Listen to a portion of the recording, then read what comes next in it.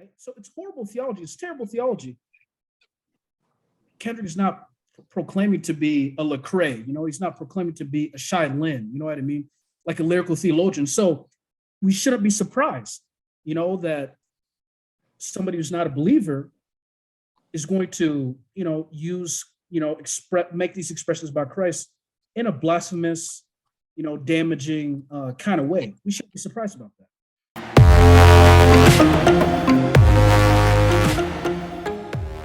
So Kendrick Lamar, now, I know Chang, this is your boy, so I had to bring him up a little bit. He is my boy. That's right. Yeah. So obviously we all know in that music video that we saw, he was wearing the crown of thorns. It was diamond encrusted, and as he performed, it was slowly trickling blood down his forehead. And the message that he was trying to send, he kind of stated at the end, he said, they judge you, they judge Jesus Christ, Godspeed for women's rights. And he kept repeating that and kept repeating that. So to provide more context, around the time of that performance, that was when Roe v. Wade was overturned on the federal level and the powers went back to the states. So he was making a claim, of course, that this was an assault on women's rights, and he used the imagery of Christ, the crown of thorns, to put together a message. So my question is, how did you guys interpret that? Let me start with Osmond on this one.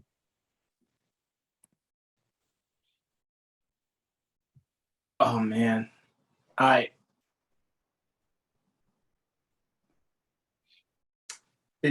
it's heartbreaking in the sense of it's ill using the imagery of Christ for a political ideology, and it's heartbreaking because from all of I come from a Muslim background, so I definitely care for women's rights in the sense of like fair treatment, but I'm pro-life, and so it's the heartbreaking notion that he's trying to just impose the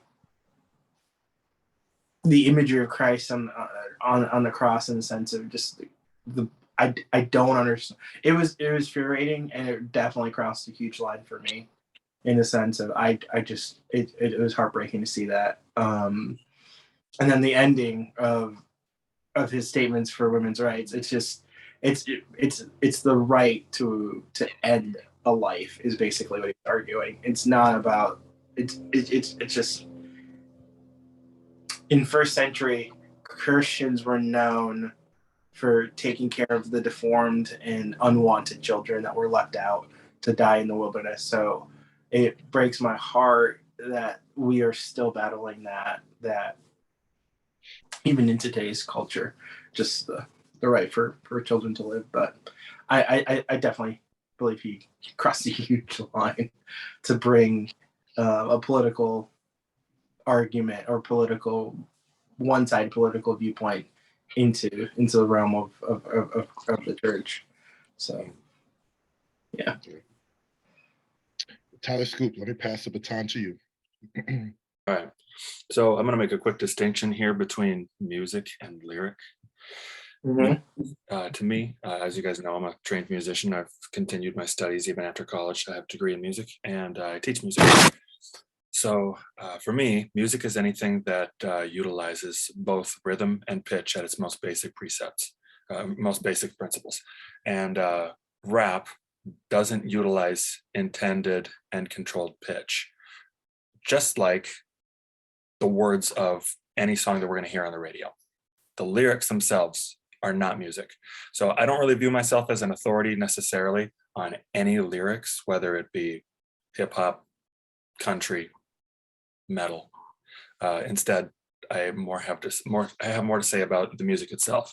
As far as the lyrics themselves, my opinion is of no more refined value than anyone here or any lay consumer of lyric. But that said, I think that there's a ton of imagery in this piece, in this song that he put out.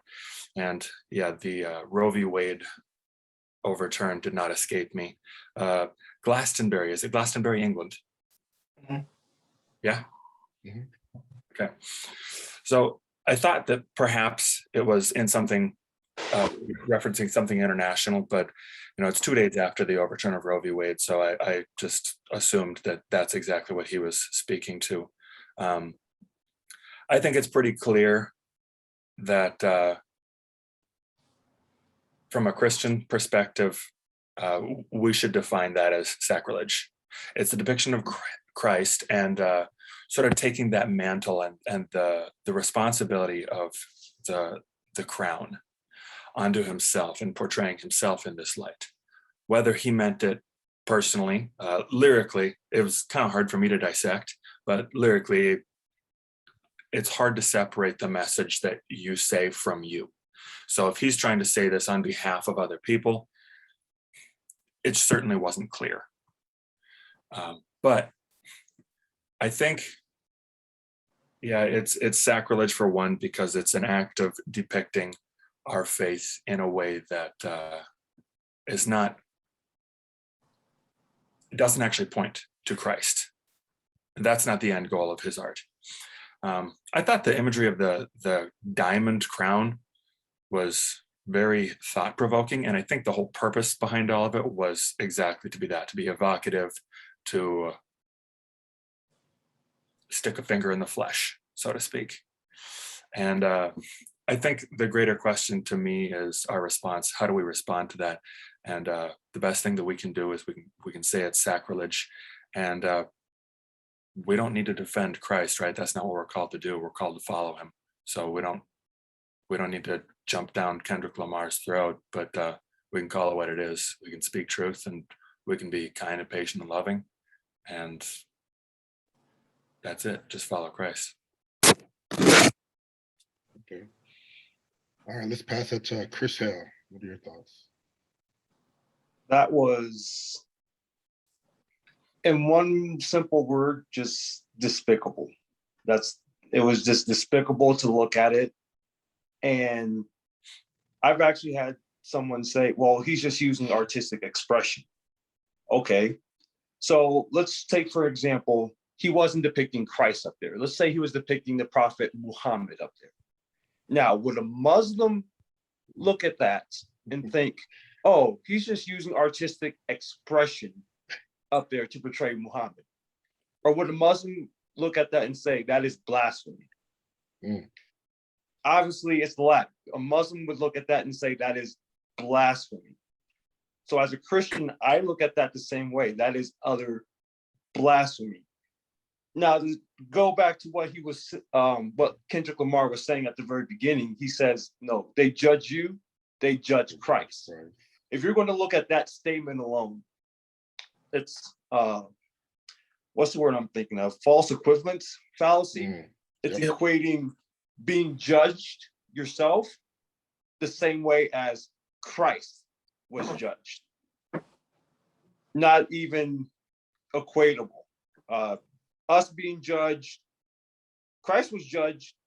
He got all of sin put on him. Sin for all those who believe were put on Christ. He was judged as a sinner. God's wrath was poured out on Christ. He was crushed for our iniquity. Now, you find me a human being alive today or as ever lived outside of Christ who has taken on that level of judgment. You won't find it.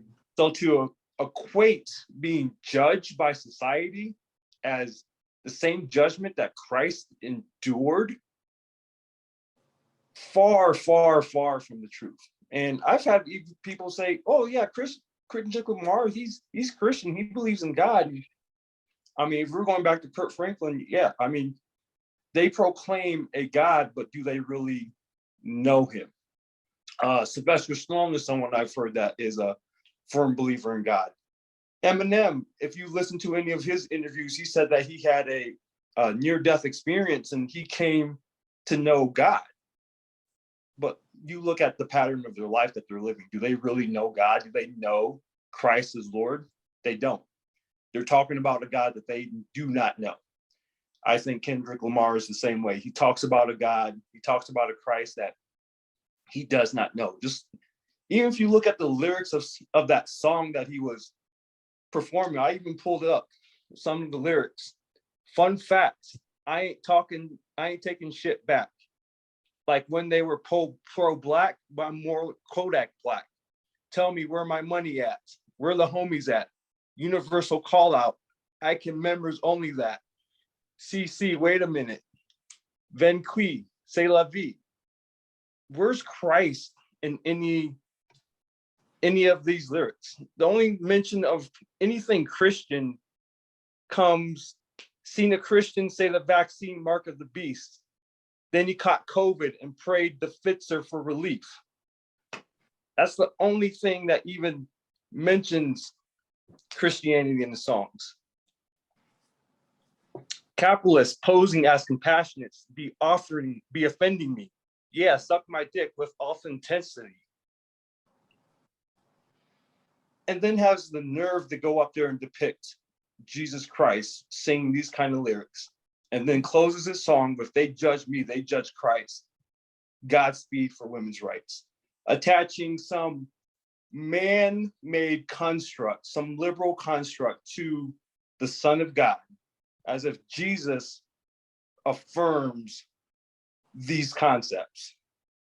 I'm sure most of you guys have seen that video about some guys tries to make an argument that Christ was for homosexuality and gay marriage and he'd be okay with it. And you get all these talking points about Christ would be okay with this, Christ would be okay with that, and attaching all these things to Christ, social justice attached to Christ and things like that. And they have nothing to do with Christ. And it comes from a people who have no understanding of who Christ is.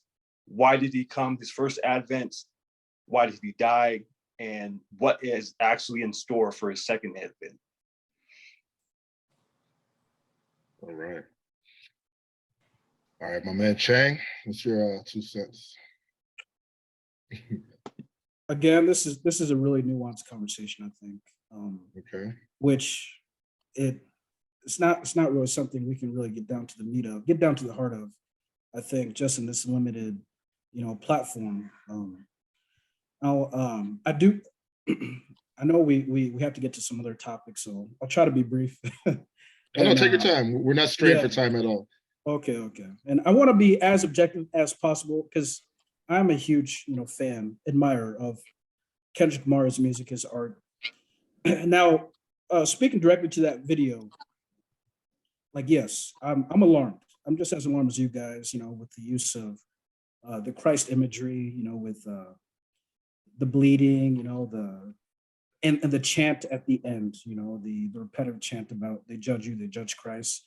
And, mingling that with, this social and political cause, right? Which, is just enraptured, just the whole public imagination, right? Now, on the one hand,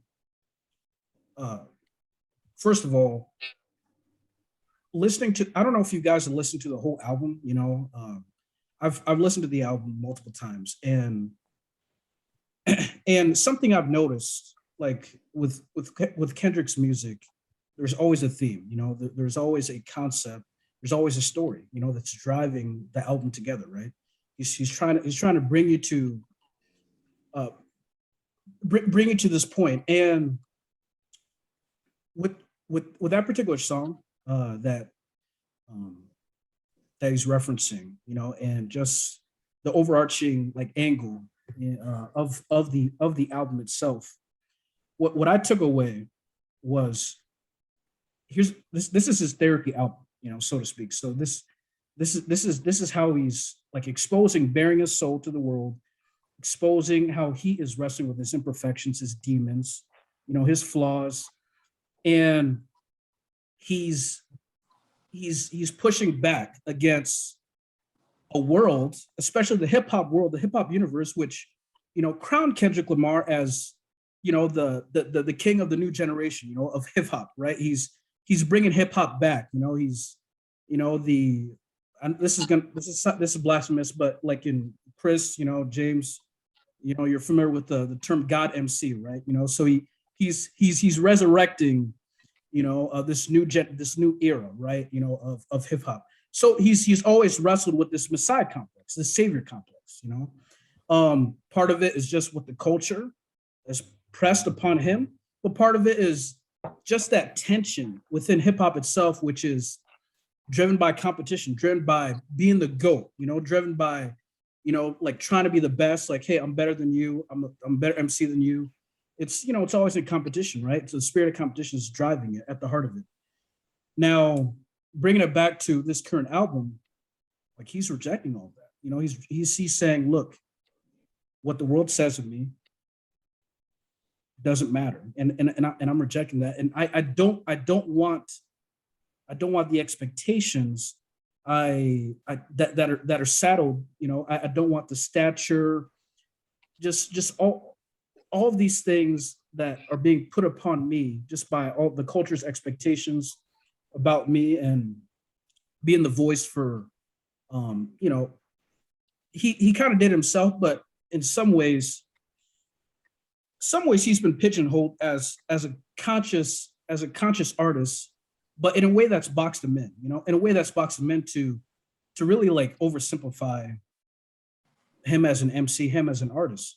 Like, if you're an avid listener, of his music, you'll recognize, like, even early on in his music, he rejected like the label of, look, I don't want to be like narrowly defined, by the line of being a conscious MC. Like, yes, I think I want to think about life like in a broader angle. I'm looking at the world, but I'm looking at myself, and I'm giving an expression, a perspective, a view of the world and of myself. But I don't want to be this authority. I don't want to be elevated as this authority from the ivory towers, who is giving you some pronouncement, some like philosophical, pronouncements about how life is, about, culture, about society. He's just a man who's expressing his story, through his music. And that I reject the way that I disagree, and I agree it's wholeheartedly alarming and problematic, extremely problematic to conflate the passion of the Christ, with this political movement. I completely agree with that. So that's wrong. And I would agree that's an assault. Trying to be objective as possible. That is an attack. That solely is, Christ. The Christ and his person and his mission, on earth. I don't think Kendrick is a Christian. While like in Good Kid, Mad City, it was kind of like the climax to the album. There was a woman who was praying with him, and she asked him, Kendrick and his friends, why were they troubled? And Kendrick and his friends, they just lost a friend to gun violence. And like I think they're praying, they pray the sinner's prayer at some point in that album. And Kendrick has always had such a complex, like complicated relationship to faith, in his music. I know there's been like a lot of conversations within, the Christian community about, is Kendrick a Christian artist? Is Kendrick not a Christian artist? And I even don't like using Christian as an adjective, because it's a noun, right? So I don't really like that as a way to describe art. I just don't think it works like that. But in this recent album, he talks about like how his views have changed. His religious and spiritual views. He's moved, toward a new age, spiritualism, kind of direction. So in the sense that, like, yes, we can still reject it. We can still be offended and incensed with a means of expression. Also understanding that this is not somebody who's a Christian.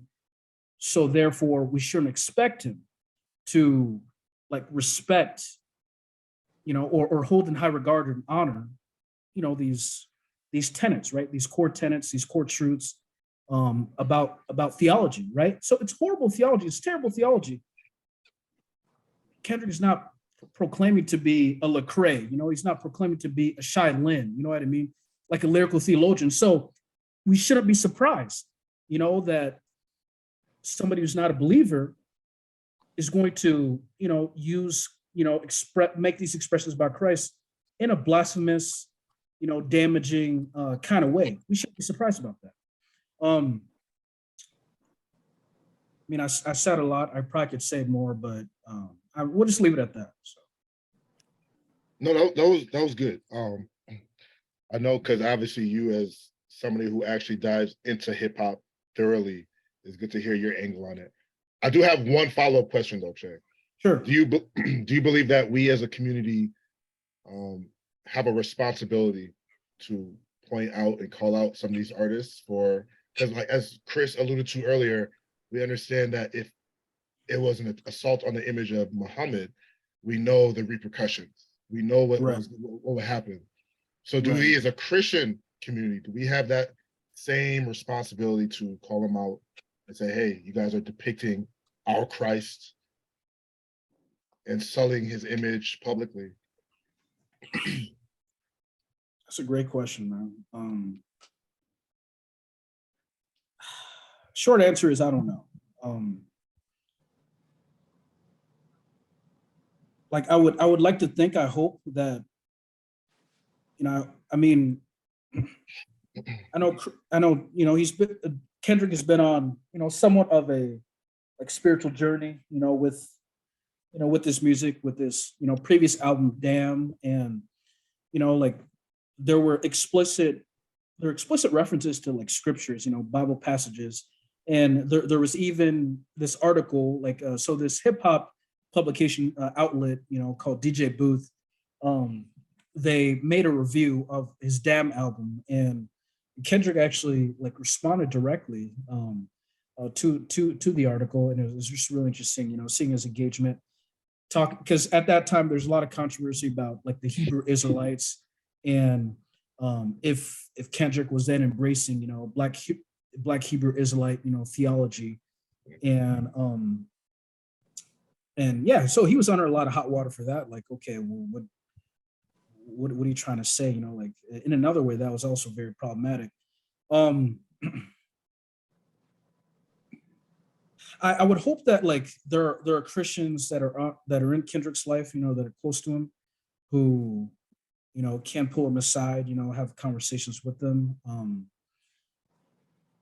I do think there is a place, like, yeah, I mean, I think we can call it out, and we can, I mean, especially as a public figure, with the platform that he has, we should call him out, and should at the very least, engage with them, with dialogue, and, like it shouldn't come from a place of condemnation, like berate you, or opposition, but yeah, it should be a place where we can reach out to him, like, hey, where's this coming from? This is problematic for X, Y, and Z. What are you trying to convey? What are you trying to express? There's a place for that. I guess that's what I'd say to that. So, Yo, let me jump in with this. Yeah. Does iron sharpen wood? no. No. As the Old Testament describes. Yeah. So we can't expect to be able to sharpen people who are not of the same faith. Also, as I said, we're not called to defend Christ. We are called to speak truth and love, right? And so, Chang, I think you got a great perspective on this. That he's not a Christian, and his music should not be held through a Christian scope by the world. That said, we should call it out what it is. It's sacrilegious. Sacrilege and blasphemy, the same thing, but in word and in deed. That's the difference. And it's absolutely sacrilegious. And yet we're not called to a violent response. We're called to speak truth and love.